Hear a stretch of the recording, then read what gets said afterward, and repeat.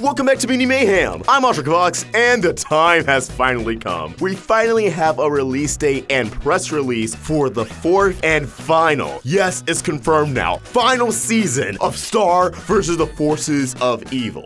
After almost a year hiatus, the show is finally returning next month. And within this press release, they seem to begin to unpack a lot of secrets around this season. The things are going to be even more complicated than they already seem. So let's just dive in. A Disney Channel princess is preparing to vacate her throne. Oh god.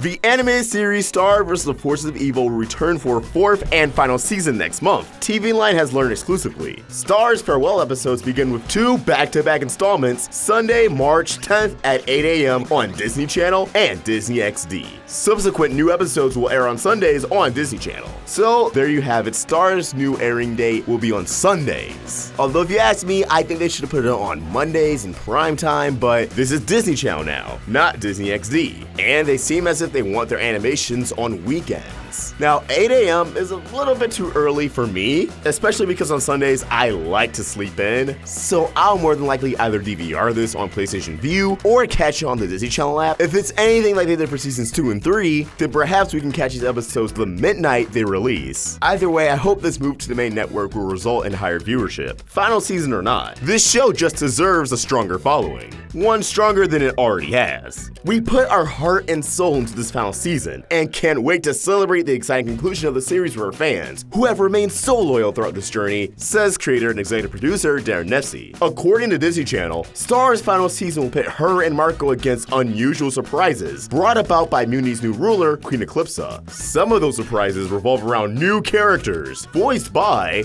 Jim Kimmel, Tony Hale, Gemma Wellane, Daniel Baker, Joe Martinez, and Daniel Fishel. Now, I might be wrong about this, but I've seen a lot of people suggest that Tony Hale should be the voice of Globgor, so I wonder if all those suggestions were actually spot on. Either way, he's joining the cast of the show, and I can't wait to see what he does with these characters. Star vs. the Forces of Evil features the voices of Eden Shear as Star Butterfly, Adam MacArthur as Marco Diaz, Alan Tudyk as King Butterfly, Esme Bianco as Eclipsa, Nia Vardalos as Mrs. Diaz, Ryder Strong as Tom, and Jenny Slate as Ponyhead. So, really two interesting things here in their cast listings. This may just be for the sake of plot, but Queen Moon is not listed here. However, and quick spoiler warning, click off now if you don't want to be spoiled, we do know that Moon was featured in the Japanese promo for season 4, and assumably that would be early on this season, but does that mean Queen Moon will have a recurring role in this season? Not really a main focus as she was in season 3, or just that they want to keep everything under wraps? I also find it interesting that Mrs. Diaz is a prominent character here, but not Mr. Diaz. However, we do know she's pregnant with Marco Jr. And if you guys recall, I actually did a theory on Marco being half Mumin, or having Mumin somewhere in his bloodline, and that Marco Jr. would be the character to unravel all of that. So Mrs. Diaz being listed here as a prominent character really has me thinking that, yeah, Marco Jr. is a lot more important to this season than we think. And it would make sense to have Angie a bit more featured than Raphael because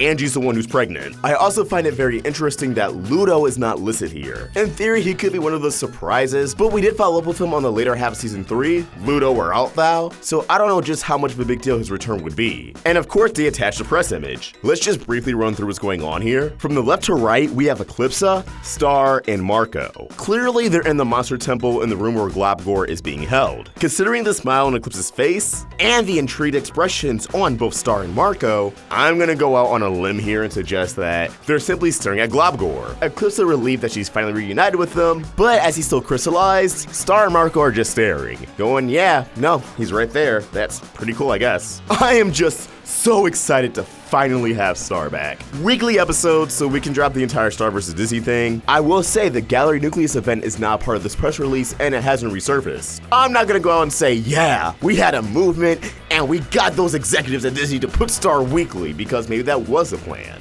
Again, the Star vs. Disney video was being very cautious and trying to make our voices heard before it was too late. A press release with a concrete date would have been too late. So if you did your part, thank you. Who knows, it may or may not have been effective. But we still will have Star Weekly, and we're starting out with an hour-long season premiere back-to-back episodes. And I believe the season should be done or close to being finished, so hopefully we either will have no hiatuses or just brief breaks, you know? Disney wanting to kind of drag it out, keep the fan base engaged for a little while. I'd very much respect that. Haha, so as it turns out, yeah, well, okay. The press release said it would premiere Roundtable episodes, but Disney Channel and Disney XD shortly after tweeted out the episode list for March, and it appears as if they are actually just going to do 2 episodes a week, so in a way they are still burning it off. Instead of taking 20 or so weeks to air the final season, it's probably just gonna air in 10 weeks. So yeah, they're still kind of burning off the show, but I still prefer this over a bomb. It does blow in a way because, you know, we have to say goodbye to stars sooner, but on the other hand, it may make cliffhangers a little bit more bearable. I don't know, personally, I'm not all for it, but at the same time, it's no different from how a normal show would air a normal season, as seasons usually are 10 to 13 episodes. Disney just likes doing 20, so it's like we're getting a regular season of, let's say, Rick and Morty, or wow, no channels actually air shows like a normal season besides Adult Swim, huh? That's hilarious. Anyways, yeah, there's that. Back to our regularly scheduled recording. As always, what do you guys think? Are you excited for Star Season 4? Are you excited for weekly episodes? And will you be tuning in Sunday, March 10th on Disney Channel or Disney XD? Let us know in the comments below, or tweet your thoughts to us at Roundtable Vids, or for my own hot takes, you can find me at Vlogs. We're also on Instagram. Help the Roundtable grow by either becoming a member of this channel or supporting us on Patreon. Help us bring more cartoon goodness to you. Link in the description. If you enjoyed this video, throw it a like, and subscribe to the Roundtable so you never miss any great Star content. Thank you for watching, and I hope you have an awesome day. Vlogs out.